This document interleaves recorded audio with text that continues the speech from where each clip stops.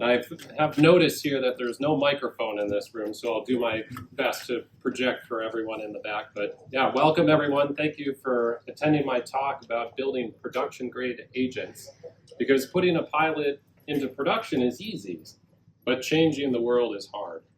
So what do I mean by changing the world? I mean both being considerate of the impact that deploying this technology into production can have, and I mean the change that needs to happen in your organization in order to do so effectively, safely, and to actually achieve the goals that you set out to. So my name is Adam Terlson, and I'm the Chief Technology Officer and AI Architect for a company called Blue Folders. So Blue Folders is an AI native venture studio. So we partner with entrepreneurs, and a new term I learned recently, intrapreneurs, to build AI-centric products and AI-native companies. So importantly, we're not in the business of AI slop. We build solutions that are supposed to scale and endure. So basically, I have the opportunity to think about building AI agents with AI agents. What could possibly go wrong? Well, if you look at the state of agentic AI today, the answer appears to be a whole lot. Gartner recently published that 40% of agentic AI projects will be canceled by 2027, and I would be surprised if the majority of folks in this room are not familiar with the MIT report, which found that 95% of generative AI pilots at companies are failing to return on their investment. If you look at Gartner's hype curve, AI agents sit at the peak of inflated expectations, ready to crash into the trough of disillusionment. Well, today I want to explore some of the ways that we can move beyond that into the slope of enlightenment and hopefully reach our plateau of productivity. So if 95% fail, well, what's true about the other 5%?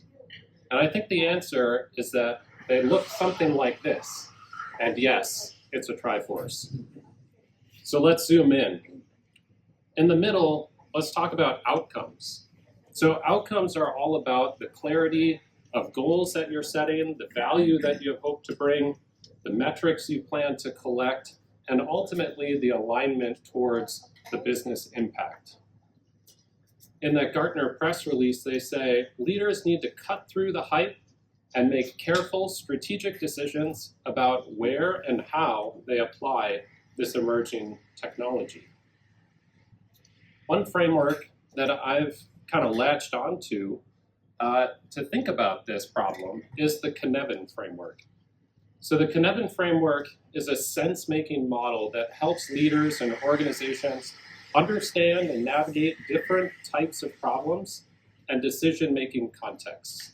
So before we can decide how we are going to apply AI, we have to ask what kind of problem are we actually trying to solve, and where does that problem fit in this landscape? So to describe the framework for you, I'd like to draw an analogy to driving in a car. If I'm driving down the road, a clear problem might be where I know exactly where I'm headed. I can see the destination in front of me, and it's a simple navigation problem to drive there. Follow the signs. For a complicated problem, where cause and effect exists, but it must be analyzed first, and where experts can be trusted to act as a guide, maybe I know that I need to drive to Duluth. I don't know how to get there myself, but thankfully I have a GPS system that'll help me along the way.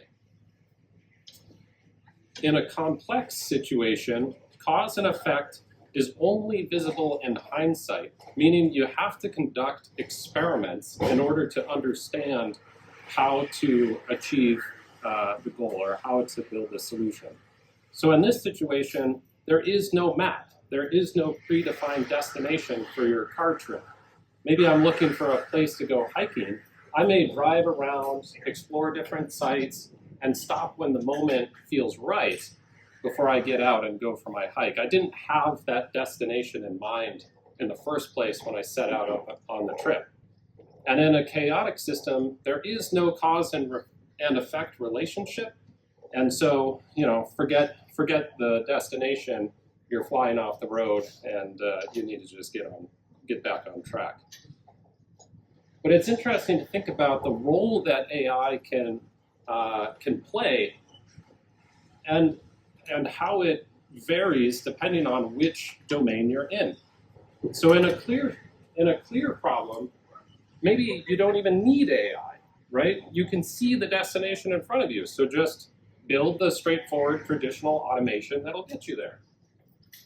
For a complicated system where experts can be trusted, maybe your AI is providing that expertise. It's your analysis tool, your advisor. It's bringing in additional context in order to help shape what that solution looks like. In a complex situation, your AI is expected to learn and adapt over time. This is very difficult. I would describe this as like the emerging problem space for AI. Building systems that are able to effectively adapt like this is very complex, if you will. And in a chaotic system, your AI is maybe relegated to simply performing triage, maybe figuring out which problems are most pressing. But it can't be expected to actually solve that chaotic challenge for you. So you need to be clear about what outcomes you're setting out to achieve. And if you cannot define these in advance, alignment is impossible. So make your outcomes relevant, specific, and realistic. The second part of our Triforce model here is enablement. This is your well-supported, opinionated way to design, build, ship, and operate AI agents. In the MIT report that I mentioned previously called the Gen AI Divide, they say that the dominant barrier to crossing the Gen AI divide is not integration or budget, it is organizational design. So organizational design, this to me is a perfect opportunity to talk about team topologies. So team topologies gives us the tools for organizational architecture for systems-minded folk such as myself. So this is the framework for design for maximizing the flow and agility of your teams. So the foundational topology is called the stream-aligned team, and it's shown there in yellow. The stream-aligned team is responsible for delivering a single stream of value, like a product, a service, or a customer journey, and it's responsible for end-to-end delivery from idea all the way through to production. This team is meant to be empowered and autonomous, but how could they possibly do all of this all on their own? Well, they have the support of all of the other team topologies, such as the platform team, the enablement team, and the complicated subsystem team, to make them do that faster, better, and with higher quality. So these other teams reduce the friction and the cognitive load of getting it right. They provide canned solutions, and they increase the efficiency and the effectiveness of that streamlined team. So from an AI enablement perspective, you have that streamlined team that's attempting to build using AI as fast as possible, and you have all the other teams that are helping them do that better, do that safer, do that more correct. So the platform teams provide AI infrastructure and automation capabilities. The complicated subsystem team may be developing custom models, and the enabling teams are providing AI skills, tools, and best practices. So it's all about speed and low friction. And we all know then what the streamlined team should be doing. And that is vibe coding. right?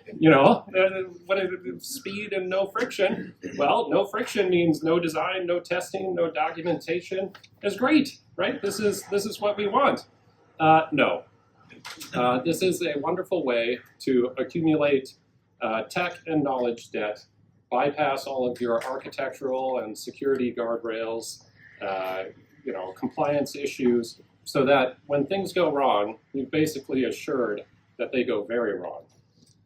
So this is how you use AI to accelerate into a brick wall.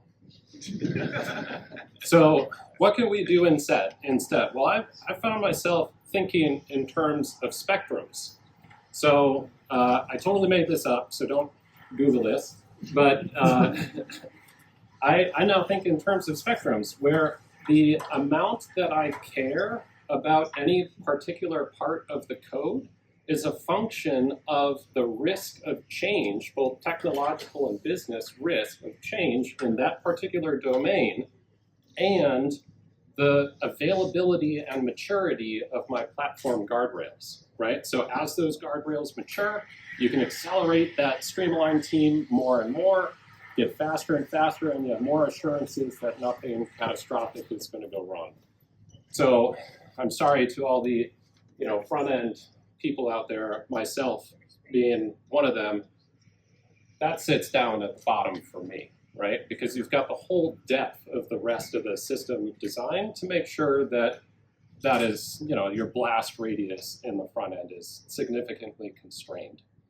So in the lower right, you can do something that approaches vibe coding, where in the upper left, you're probably doing that fully manual, fully human, fully designed.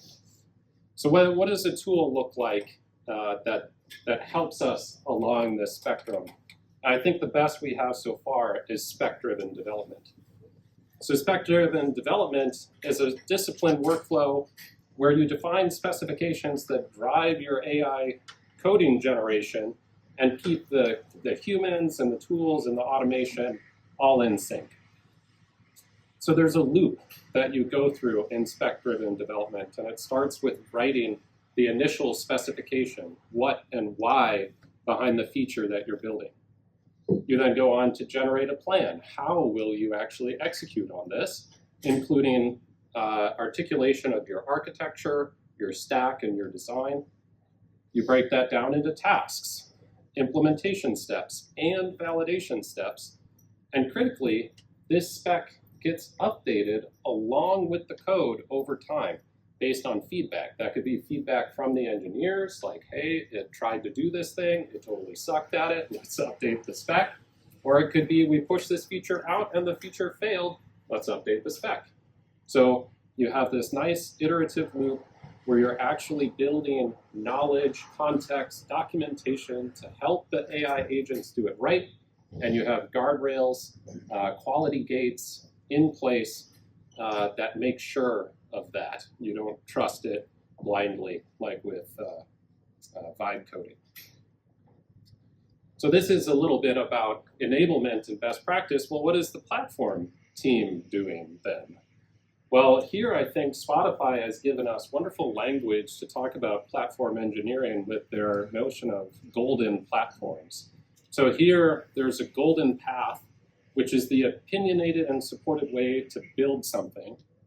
You have the golden path tutorial, which is basically the manual, documentation-based approach to that before you have any automation behind it. And you have blessed tools. These are the tools that are on the golden path, if you will. And they're recommended, they're official, they're supported. And the platform team curates these and makes them available to others. So then you can consider the development of a golden agent platform. What are the best practices in engineering, operations, and system design that back our AI agents, both in operation and in how we build them? And consider this to be a thinnest viable platform here. So thinnest viable platform, again, comes from the book Team Topologies. And basically, it says that the thinnest viable platform is a wiki page with a list of tools and how those tools should be used. That's it. Avoid the leap to building complex custom software to achieve your platform here. It can just start with simple documentation. So the goal of the Golden Agent platform is to accelerate that end-to-end delivery. Everything from building a service, running an evaluation, reviewing a pull request, deploying a version, all the way to decommission at the end. The platform is composed or comprised of workflows, patterns, and artifacts, including templates and scaffolds, tutorials, documentation, tooling, guidance, and best practices. And critically, this platform must never be required for your organization to adopt it. Why? Because the landscape is changing so fast. Probably by the time I finish this talk, there's like 5 new agent platforms out there, right? So how can your organization possibly keep up? You need a healthy experimentation-driven approach where people can deviate from the golden path, conduct an experiment, gain some insights, and contribute back to the platform. So next, execution. So this is the orchestrated, observable, durable, auditable, integrated automation substrate. I don't know how else to say it, but besides basically this is the rails that your agent runs on within your IT environment, right? So from an execution or service perspective, AI agents are not new or novel technology. They have novel implications, new types of integrations perhaps, but I would argue that they are not a fundamentally new service architecture. So what are they? Well, going back to the MIT report, they say the next evolution beyond individual agents is an agentic web where autonomous systems can discover, negotiate, and coordinate across the entire internet infrastructure, fundamentally changing how business processes operate. So I don't know that I'll be able to describe precisely how to go to that degree, but I want to talk about what I did with my team at Best Buy back in 2020. So when I joined, my direction together with my business partner was to build new ways for customers to purchase products from our stores. But critically, leadership decided that not only were we not going to use BestBuy.com's cart and checkout for this, we weren't even going to use their point of sale system either.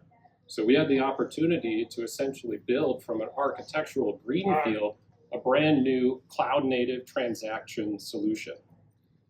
Now, as you might imagine, nothing sits more at the heart of Best Buy's business than selling products out of their 4-wall retail stores. And there's a long legacy of IT enterprise services that we needed to integrate with in order to effectively complete this transaction, right? So we're not reinventing all of Best Buy here. We wanted to unlock a new experience leveraging all of those existing services. So how did we do it? Well, the answer is service orchestration.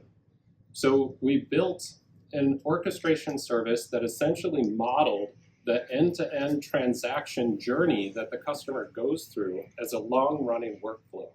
So that workflow begins when the customer is building their basket, and there they can add an item or attach a receipt or attach a coupon or a certificate. I'm sorry. It's been a while since I've been at Best Buy, so I lose my terms. But we have modeled in a centralized way that end-to-end flow, and we have a service deployed in the environment that basically acts as a traffic cop, right? So depending on where the user is in their journey, they're interacting with different domain services, and it's performing all of that orchestration explicitly. And we modeled the process using a state chart and implemented it as a state machine. So that state machine kept track of where the customer was in their journey, and then we could do event sourcing to advance the flow. So the sequence of states is known and explicitly defined in advance. So our transaction orchestration service essentially did these 7 things. It managed sessions, opened over a WebSocket directly from the Best Buy mobile app. It accepted commands. It augmented those commands with additional data from GraphQL. It orchestrated downstream requests to all of those enterprise services. It sent events back to the user so that they were notified about progress and updates. It stored context, and when the customer was done with their transaction, the customer got their receipt, and the business got their receipt called a POS log, which was a multi-thousand-line XML document that captured all of the context of that transaction that we had built up along the way.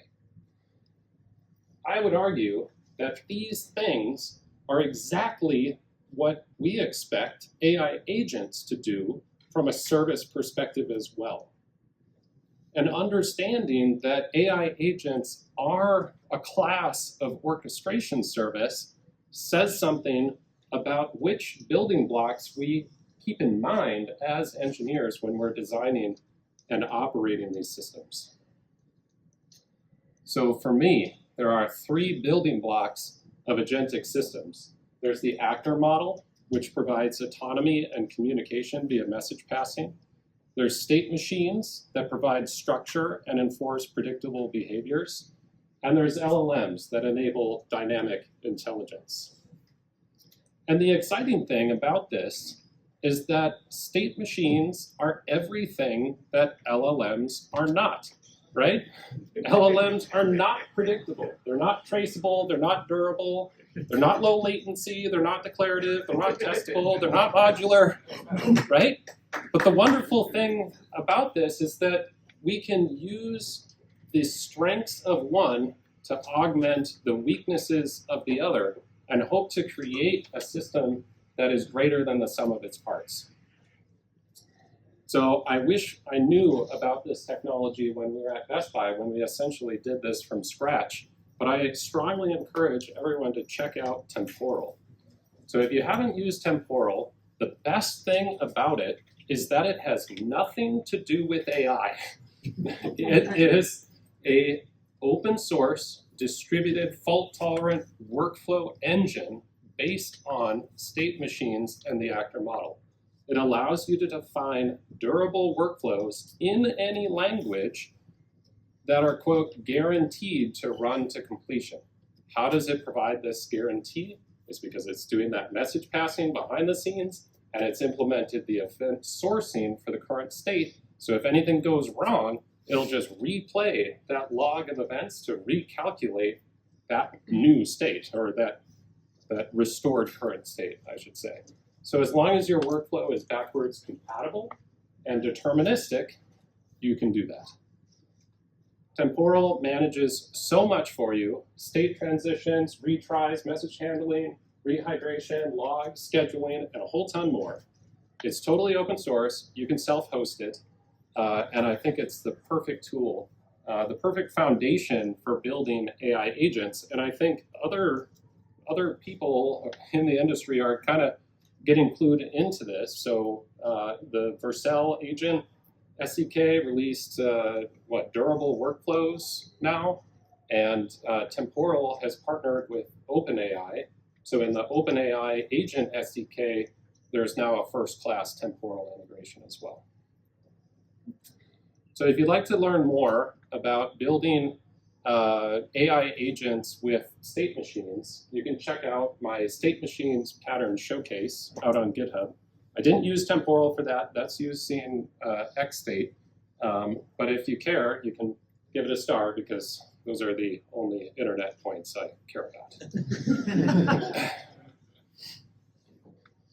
So the fourth pillar is assurances. So this is your control plane and guardrails that align your actions and goals and ensure compliance. So here I recommend the work of Hamel Hussein and his blog hamel.dev. And he says, start by examining data manually to understand what's actually going wrong, and use LLMs to scale what you've learned, not to avoid looking at data. In other words, there is no replacement for a human actually looking at logs to determine those failure modes. So that is error analysis. Error analysis is the most important activity in evals. So here you appoint a human principal expert. You collect over or approximately 100 representative traces of your agent in action. You perform open coding, basically going in and adding a description of what went wrong. Then axial coding, where you categorize and group those failures before doing analysis to understand, well, what is the most prevalent failure mode? How do I update my prompts? How do I update my tools in order for my agent to do it right? So the outcome of error analysis is that you have a taxonomy of failure that basically serves as the foundation for future automation development. So that future automation is your evaluations. So you have two options for evaluations. You can do code-based evaluators, which are basically objective, rule-based, deterministic, and ultimately reliable code that you write against those responses. Examples, of course, are JSON, schema validation, data integrity checks, etc. The second option, which folks may be familiar with already, is using an LLM as a judge. So here you have all the same challenges of your first agent, except now you need to do it to the judge so that your judge can help you. So it's just kind of like LLMs all the way down. Maybe you need a judge for the judge. But anyway, so here you write a baseline judge prompt. You evaluate that against a dev set of data. So your traces from the data that's being fed to your agent, and then measure how the judge is aligned or in agreement with the human, both on the TPR and the TNR, the true positive rate and the true negative rate. So basically, how frequently does it agree with that human-based error analysis in the first place? Refine that prompt and repeat this until you've achieved a score probably above 90% or so. But really, I think the zenith of this is in building custom evaluators. The big advantage of custom evaluators is that you can surface domain-specific failure modes. So these are really meant to be specific, nuanced checks. And there's a wonderful demo, I would say, out on YouTube by Teresa Torres, who shows how she built evaluations for her interview coach agent from manual all the way through to custom evaluators. So you can check that out.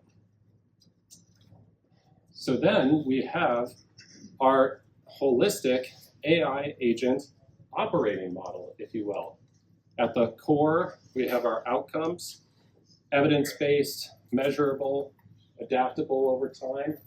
We have our enablement pillar, the best practice way of achieving those goals. The execution, how we're building that orchestrated, observable automation substrate, and over top of it all, your assurances to make sure that you're actually aligned to those goals and in compliance. So along the edges here, our agent should be both governed by design, able to continuously improve, and achieve trusted velocity. Thank you very much.